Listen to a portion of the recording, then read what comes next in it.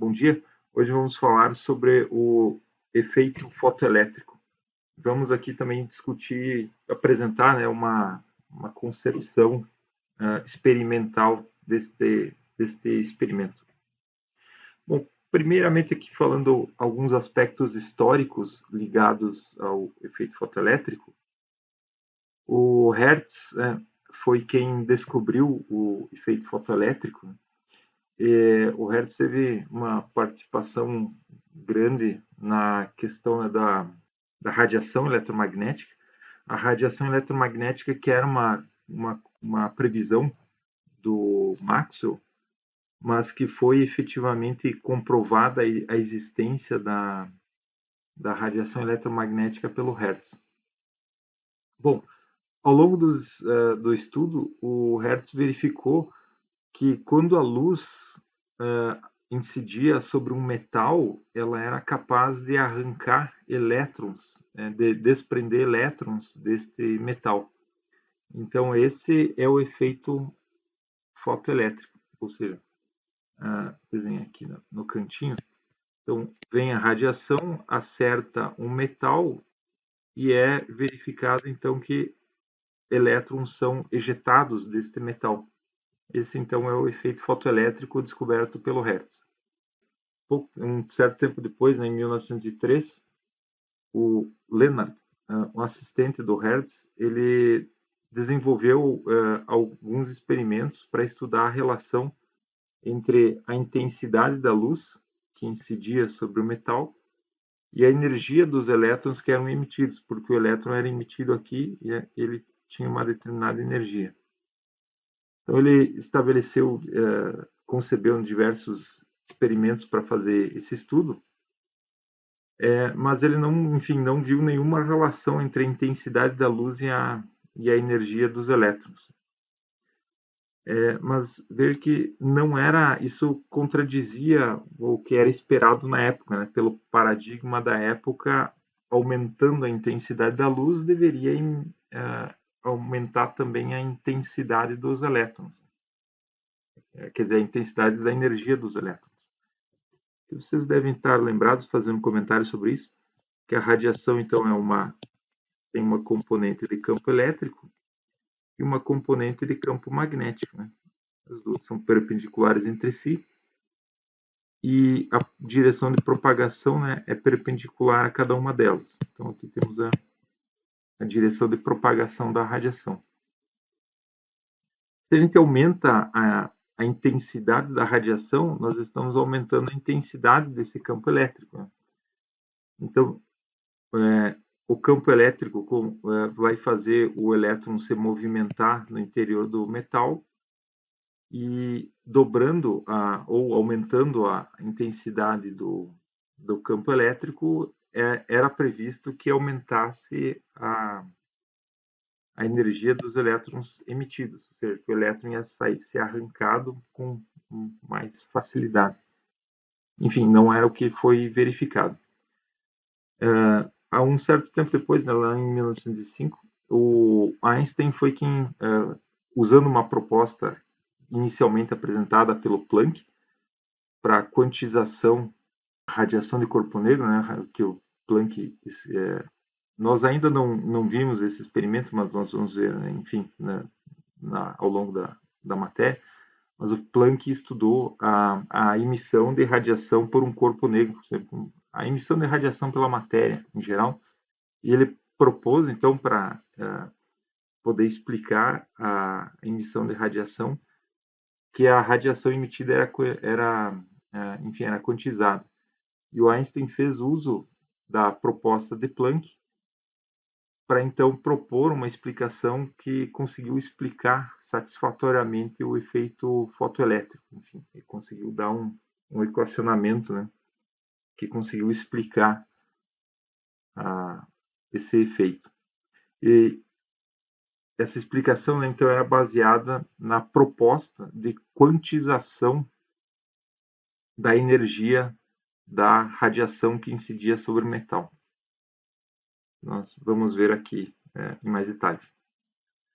Aqui, só comentando, o Lennard ganhou o prêmio Nobel em 1905 por conta dos trabalhos dele relacionados aos raios catódicos. Bom, então aqui, pessoal, tem uma concepção esquemática aqui do que é o experimento do efeito fotoelétrico. Então, vamos ver aqui em detalhes como é que é esse experimento. Então, aqui vem a radiação, está aqui representada na figura por uma seta em vermelho. Ela passa por um vidro, né, que está aqui, um vidro, e acerta um metal que está aqui em amarelo, laranja. Esse metal fica dentro de uma campanola de vidro, né, onde tem vácuo, para poder, então, melhor estudar o efeito. Então, essa radiação acerta o metal. Então, o efeito fotoelétrico faz com que é o fenômeno de elétrons serem ejetados, né, serem arrancados desse metal. Então, vai estar sendo provocado o efeito fotoelétrico nesse metal devido à incidência da radiação. E é interessante que seja colocado aqui um coletor, aqui em verde, né? Tem um metal aqui coletor. E esse coletor, ele é ligado a um circuito externo. E a peça metálica também entra nesse circuito externo. Esse circuito externo, né, por meio desse coletor, ele é interessante para conseguir coletar esses elétrons. Porque aqui esse coletor, então, ele pode ser ligado numa bateria e como os elétrons têm carga negativa, eventualmente a gente pode colocar aqui colocar a polarização aqui, deslizar o nosso contato representado aqui por esse contato deslizante, né? Setar a fonte de modo que o potencial aqui no anteparo seja positivo e no metal aqui, onde vai ser ejetados os elétrons, fique negativo. Quando o potencial estiver nesse formato, como o elétron tem carga negativa, ele vai ser atraído para o coletor e vai ser repelido do pedacinho de metal onde acontece o efeito fotoelétrico. Então, a gente vai poder coletar esses elétrons.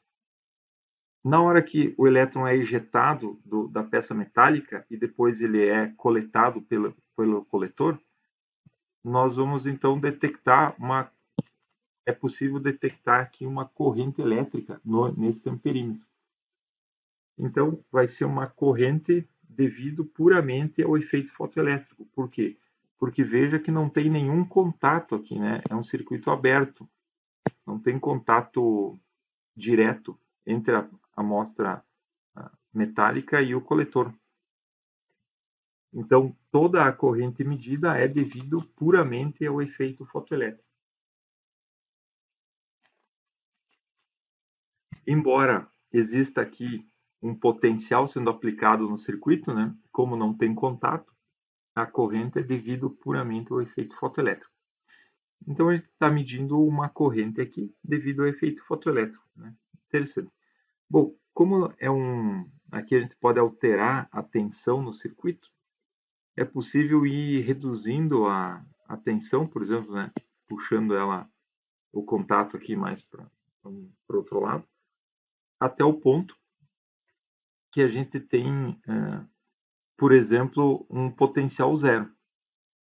No caso de um potencial zero, é verificado que ainda assim existe uma corrente sendo medida no amperímetro, mesmo com o potencial zero. Ou seja, o elétron ejetado ele tem uma energia cinética suficiente para acertar o coletor que está a uma determinada distância. Né? Bom, continuando, né, variando o potencial que é aplicado nos eletrodos aqui, a gente pode ir até o ponto que a gente reverta, né, a polarização e comece aqui a colocar um potencial negativo no coletor e um potencial positivo na amostra metálica. Neste caso, como o elétron tem carga negativa, ele vai ser repelido pelo coletor e ele vai ser atraído de volta para a amostra metálica por causa da polarização, né, do potencial aplicado. Bom, Então, o elétron vai ser repelido, porém, quando o potencial não é tão intenso, é verificado ainda que alguma corrente é medida no perímetro. Ou seja, o elétron tem uma energia suficiente, uma energia cinética suficiente para acertar o coletor, mesmo quando o coletor tem um potencial negativo. Bom, então a gente pode ir aumentando ainda mais aqui o potencial, de modo que chegue um limiar, chegue um ponto onde atinja um determinado potencial, que a gente vai chamar de potencial de corte, para o qual nenhum elétron mais atinge o coletor. Então, quando nenhum elétron atinge o coletor, quer dizer que a corrente aqui medida no perímetro chegou a zero. Então, nesse potencial de corte aqui, a corrente medida vai a zero. Ou seja, neste ponto, o elétron que é ejetado da amostra, ele não tem mais energia cinética suficiente para atingir o coletor. Então, neste exato momento, né, que é atingido esse potencial de corte, a máxima energia cinética dos elétrons é igual, então, à carga do elétron vezes esse potencial. Então, essa é a máxima, medindo, então, esse potencial de corte, né, multiplicando pela carga do elétron, nós conseguimos, então, acessar, né, conhecer a máxima energia cinética dos elétrons, né, que é ejetado pelo efeito fotoelétrico. Bom, aqui, então, tem uma figura típica aqui, esquemática, de resultados típicos aqui de corrente por tensão, que são medidos através desse experimento do efeito fotoelétrico. Aqui tem duas curvas que representam duas fontes de mesma frequência, porém de intensidades diferentes. Aqui nessa primeira, aqui tem uma...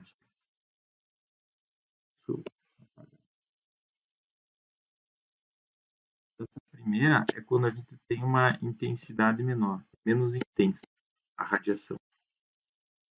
E essa aqui é quando nós temos uma radiação mais intensa. Ela é mais intensa, porém de mesma frequência, ou seja, poderia fazer esse experimento, no caso, colocando a mesma fonte luminosa, né, a mesma frequência, só que com duas fontes luminosas, duas lâmpadas de mesma frequência. Seria esse caso aqui. Quando a gente desliga uma das lâmpadas, a gente tem a mesma frequência, porém com menos intensidade, né?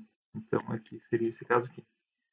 Então, o comportamento da curva de corrente em função da tensão é nesse formato aqui. Só que o que é interessante é que nos dois casos elas atingem o mesmo potencial de corte. Ou seja, quando a gente está num ponto aqui, por exemplo, né, nós estamos com a polarização positiva no coletor e negativa na peça metálica. Então, a gente está atraindo os elétrons para o coletor e, né, detectando uma corrente. Se nós aumentarmos mais o potencial, chega a um ponto de saturação aqui, né? No qual, quando acontece a saturação, ou seja, a corrente estabiliza, quer dizer que a gente chegou num potencial que todo elétron que sai da peça metálica é coletado no coletor.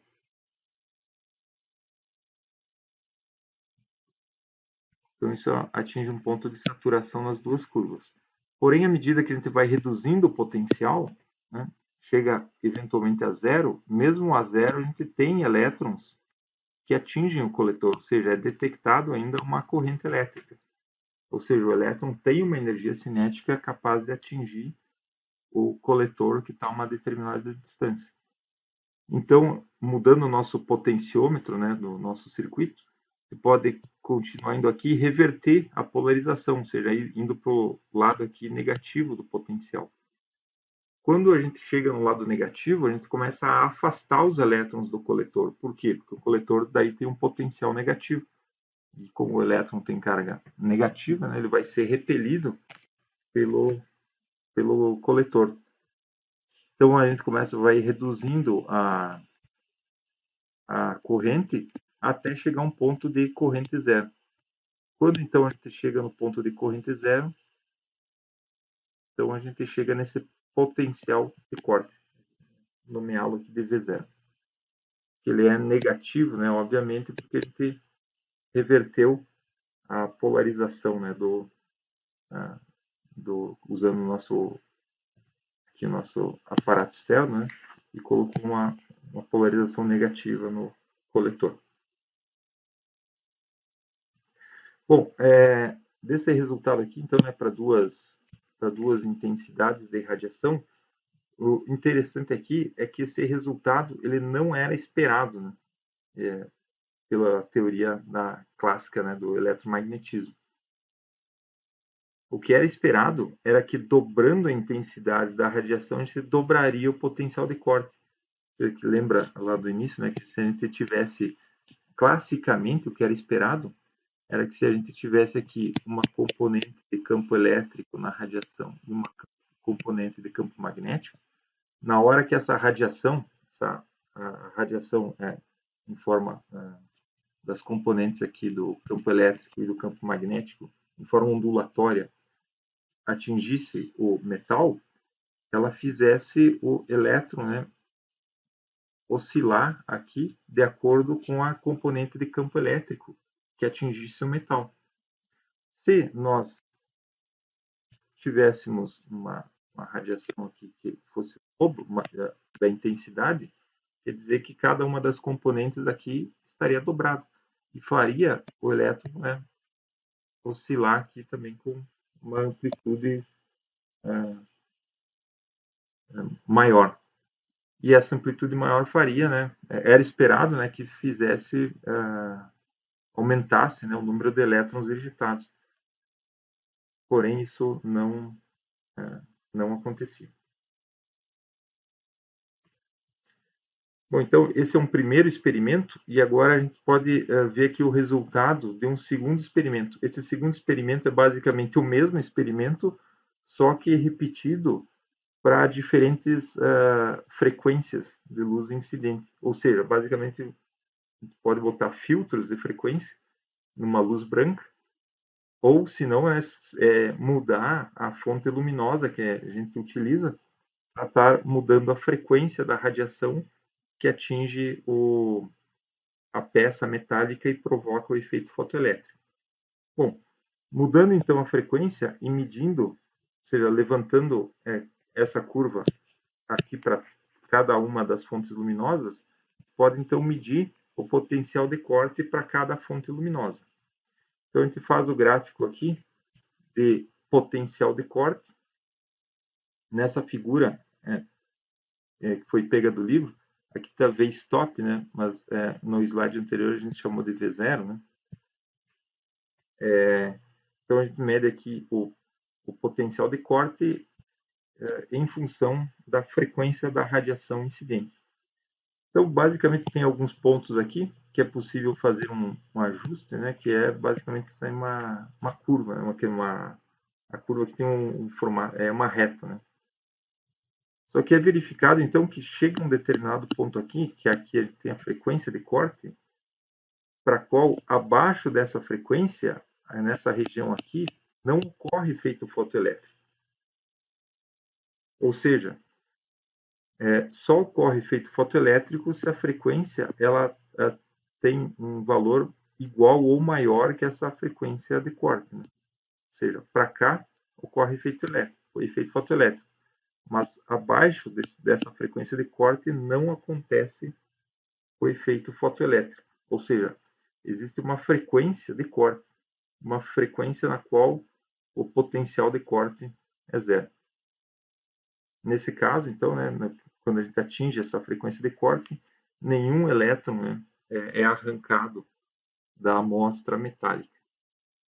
Ou seja, é a frequência que tem uma indicação clara que não é a intensidade da radiação, ou seja, não é o tamanho, a intensidade do vetor campo elétrico que provoca, né, o efeito, que dispara aqui o efeito fotoelétrico, e sim, aqui tem uma indicação clara que a frequência é a quantidade, né, a propriedade que está regulando essa questão. Bom, os elétrons, né, conforme que a gente já tinha estabelecido, quando a radiação atinge o metal, ela arranca elétron. Esse elétron, então, ele é ejetado da amostra e ele pode atingir o coletor. No limiar, onde nenhum elétron detecta um potencial negativo no coletor e positivo aqui na amostra metálica, no limiar, quando o elétron tem uma energia cinética, já que não é possível mais ele atingir o coletor e ele é repelido, ou seja, não, ele volta para a amostra metálica devido à repulsão. Nesse ponto, né, que a gente tem um potencial de corte, uma medida aqui para a máxima energia cinética do elétron, então, é a carga do elétron vezes esse potencial de corte. Porém, você veja que aqui a curva, né, se a gente traçando aqui o ajuste, projetando a reta, a gente chega num determinado valor aqui, né, no parâmetro linear da reta. Bom, esse parâmetro linear, então, ele é devido à energia necessária para você desprender o elétron da amostra metálica, ou seja, que a radiação ela incide sobre o metal, ela arranca o elétron, então ela confere uma energia cinética ao elétron. Porém, além disso, a energia também paga, né? Ela paga uma determinada energia para arrancar o elétron da amostra, ou seja, a energia providenciada pela radiação gera confere, né, uma energia para arrancar, desprender o elétron do metal, que é chamada função trabalho, e também uma energia cinética por elétron. Então, a gente pode escrever agora dessa forma aqui. A energia cinética do elétron, né, é eV0 menos uma constante.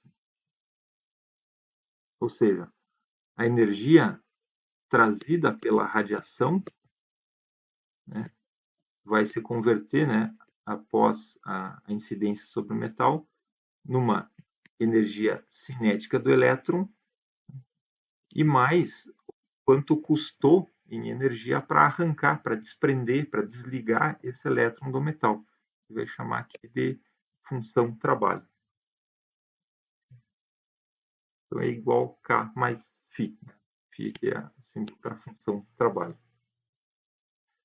Só que veja então que a interpretação aqui, se a gente analisando aqui, né, por essa linha, nós temos aqui uma interação radiação com o metal que se dá da forma aqui na linha de uma colisão, ou seja, não é mais uma interpretação naquele sentido de que o elétron está preso no metal e chega uma componente de onda, né, uma componente de campo elétrico que faz o elétron começar a oscilar e, eventualmente, essa oscilação faz com que o elétron se desprenda. Isso era interpretado dessa forma, classicamente. Aqui, a interpretação é mais no sentido de uma colisão, ou seja, chega a radiação com uma determinada energia, ela incide sobre o metal e ela dá uma energia cinética, mais uma componente aqui que ela paga para arrancar o elétron do metal. Bom, então esse resultado também aqui, né, desistir essa frequência de corte, ele também não era esperado classicamente. classicamente era esperado que qualquer frequência de radiação poderia, em princípio, arrancar elétron, né? Porque dependeria apenas, né, a interpretação na época era de que ia depender mais da intensidade do campo elétrico, ou seja, da componente, né, do campo elétrico da radiação e não da frequência. Então, esse resultado de existir essa frequência de corte também estava em desacordo, né, com o que era esperado. Bom, então, em 1905, o Einstein propôs então aqui uma interpretação para tentar explicar esse fenômeno, que obteve sucesso, né? Por causa do sucesso, ele acabou ganhando o Prêmio Nobel em 1921 por causa dessa interpretação. Essa interpretação usava a, a proposição do Planck, né, de que a radiação era quantizada. Então, ele propôs que a interação da luz com a matéria se dava no sentido de uma colisão. Era como se a radiação interagia com a matéria na forma de quantas, né? Ou seja, hoje conhecido como fóton. Então, na proposta, o fóton, né, em cada fóton de radiação incidia sobre o metal e trazia uma energia dada por HF. F é a frequência, né, e H a constante de Planck. Então, a radiação incidente era composta de fótons, onde cada fóton tinha uma energia bem definida e dada por HF. Então, né, a energia da radiação, né, ela incidia sobre o metal e conferia, então, uma energia cinética para o elétron, mais uma determinada energia para arrancar o elétron da amostra metálica. Então, substituindo aqui a proposta de Einstein, aqui tem então que HF seria energia cinética mais essa energia para desprender o elétron, né, do metal, né, conhecida aqui como função trabalho. Bom, então, substituindo a energia cinética pela carga do elétron vezes o potencial, né,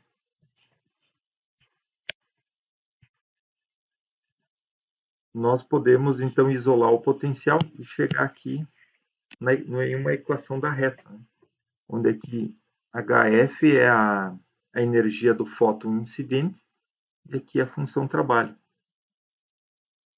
Então veja que essa equação, né, que é V0, né, o nosso potencial de corte, igual a essa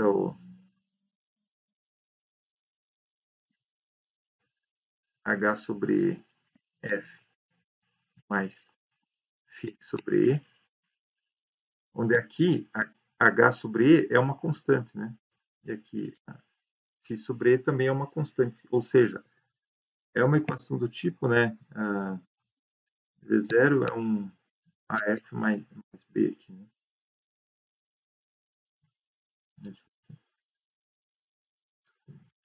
Menos, né? Menos. Porque o parâmetro linear, né, da reta está aqui embaixo, né? No lado negativo do eixo.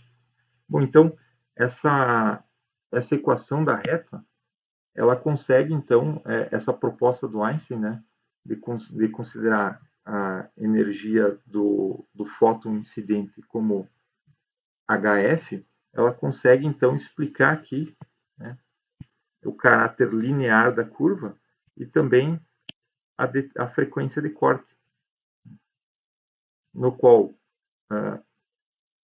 nessa situação aqui, quando nós temos V0 igual a zero, né, é a situação na qual a frequência é a frequência de corte. Ou seja,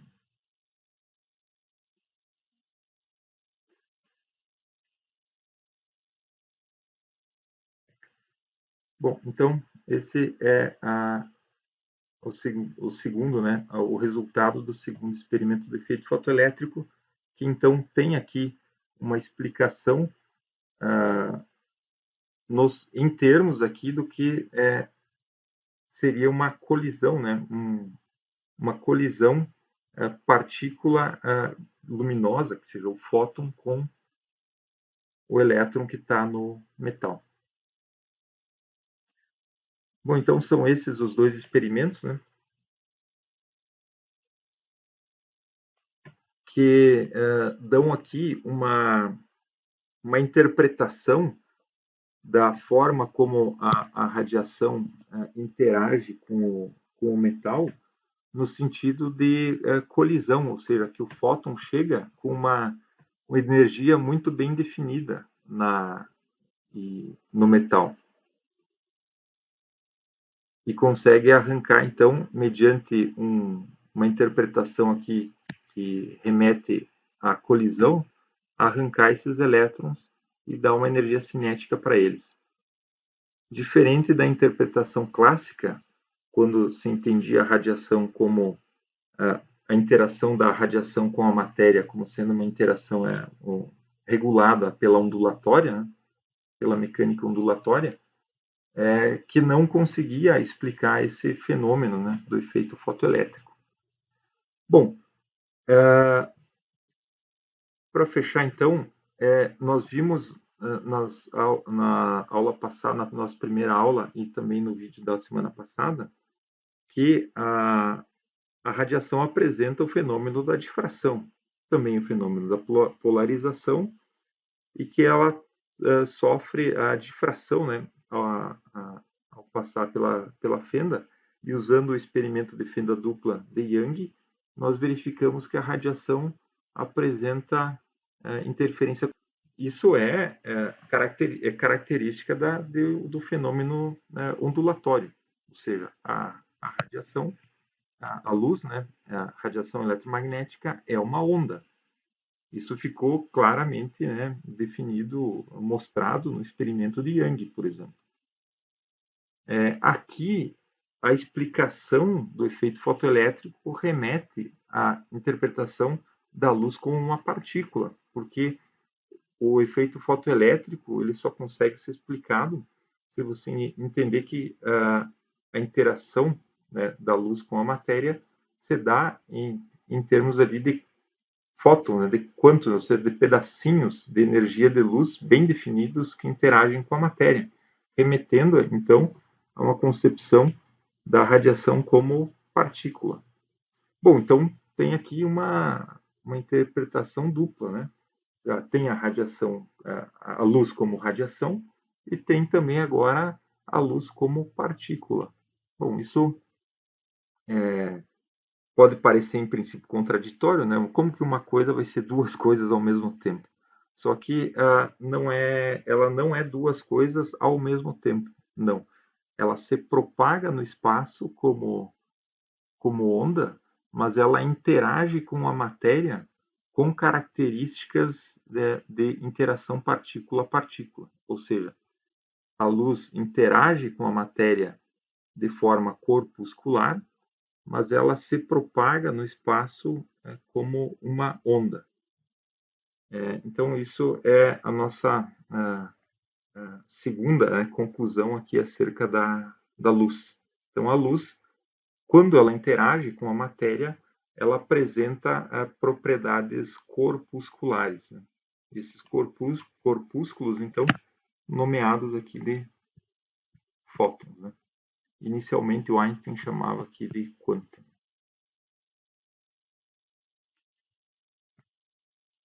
Bom, então é isso, pessoal, por hoje. Nas próximas aulas, nós vamos continuar explorando outros experimentos que trazem, né, essa dupla característica, né, tanto da radiação quanto também de outros elementos que a gente vai estar vendo. Nós vamos estar vendo propriamente, né, que os fótons têm essas propriedades, mas também algumas coisas que até então se achava que tinha característica apenas de partículas, também vão apresentar em algumas situações características de onda, ou seja, características ondulatórias, como por exemplo os elétrons. Então, nós vamos chegar a uma conclusão aqui no nosso futuro breve, que existe aqui uma certa dualidade, uma dualidade onda-partícula, né? Não só para a luz, mas também para a matéria.